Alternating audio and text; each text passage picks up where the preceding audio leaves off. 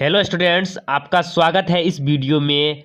अक्सर 10th board exam में हिंदी के पेपर में कुछ इस तरह के क्वेश्चन हर बार मौजूद रहते हैं कि व्याख्या करें और उसके नीचे किसी कविता का 2 लाइन या किसी दोहा का 2 लाइन या 4 लाइन दिया रहता है। जैसे में हम आपको उदाहरण के लिए इसमें बता रहे हैं कि सदियों की ठंडी बूझी राग सुगबुगा उठी, मिट्टी सोने का ताज पहन इठलाती है। और इसी वाक्य का कह रहा है व्याख्या करने। बहुत सारे स्टूडेंट इसमें कंफ्यूज हो जाते हैं कि हम किस तरह से इसका व्याख्या करें और ये क्वेश्चन को छोड़कर चले आते हैं।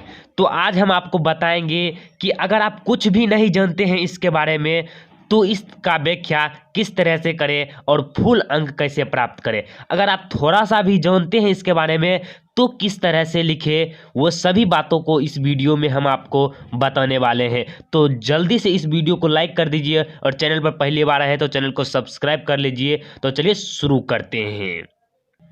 इस तरह के क्वेश्चन में सर्वप्रथम आपको व्याख्या लिखकर डैश देना है और उसके बाद इतना जो पंक्ति हम आपको लिखे हैं ना, इसको आपको याद कर लेना है और या इसको ही सबसे पहले लिखना है। पहले में आपको लिखना है प्रस्तुत पंक्ति, अर्थात जो पंक्ति दिया गया है वह हमारे पाठ्य पुस्तक गोधूली भाग 2 के शीर्षक। इतना बातें सभी में लिखना है। कोई भी यहाँ पर वाक्य कविता का 2 लाइन या 4 लाइन दिया हुआ हो उसमें आपको इतना बात जरूर लिखना है, प्रस्तुत पंक्ति हमारे पाठ्य पुस्तक गोधूली भाग 2 के शीर्षक।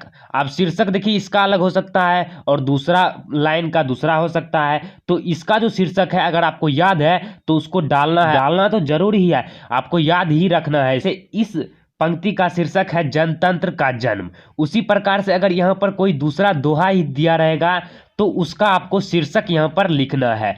तो लिखना है गोधूली भाग 2 के शीर्षक जनतंत्र का जन्म से लिया गया है। इतनी बात लिखने के पश्चात अब इसके कवि कौन है, जो यहाँ पर पंक्ति दिया गया है या जिस कविता से लिया गया है उसका कवि कौन है। तो इसके बाद लिखना है आपको जिसके कवि रामधारी सिंह दिनकर जी हैं।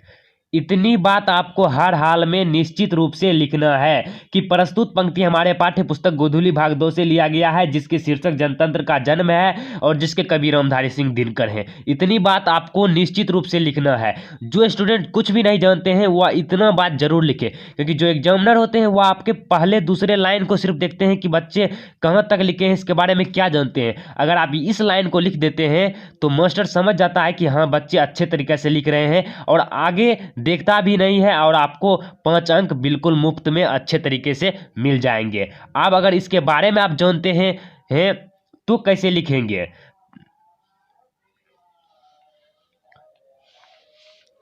उसके बाद आपको लिखना है इस पंक्ति के माध्यम से कवि क्या कहना चाह रहे हैं, उसी को आपको लिखना है। तो इस पंक्ति के माध्यम से कवि भारतीय जनता का सजीवता के साथ वर्णन करते हुए कहते हैं।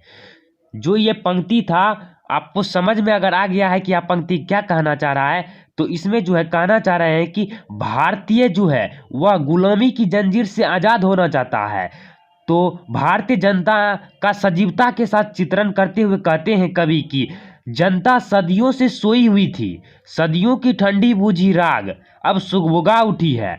तो जनता सदियों से सोई हुई थी, वह जाग चुका है, जो मिट्टी जैसे सोने का ताज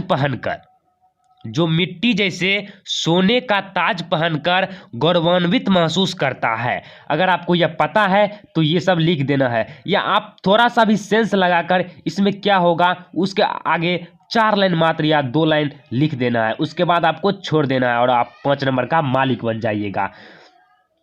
तो उसके बाद आपको लिखना है वर्तमान समय रूपी रथ के पहियों से ध्वनि सुनाई पड़ती है कि सिंहासन खाली करो जनता आती है। कवि रामधारी सिंह दिनकर इसमें यही आलोचना करते हुए कहते हैं कि जनता अब जाग चुकी है, तुम सिंहासन को खाली कर दो, अब जनता स्वयं शासन चलाने वाली है।